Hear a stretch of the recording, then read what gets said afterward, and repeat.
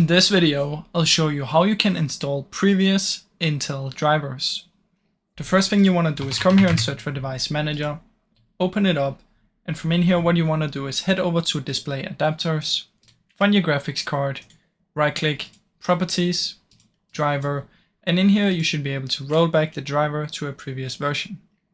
Now if it's grayed out like mine is, what you can do instead is click Update Driver and then browse my computer. Let me pick from a list. And in here you should be able to see other drivers if you have ever installed them. Now you can simply choose another one and then press next and see if that works. Just choose the second one. If that still doesn't work, what you can do is you can look at the driver date right here, and then you can go to the official website and search for your graphics card and then search for driver and find a driver that is before this date, like older than this date. So that's basically the 3 ways that you can go back to a previous driver. Now, I really hope this video helped you. If it did, please leave a like and subscribe, as it helps me out a ton. Thank you so much for watching.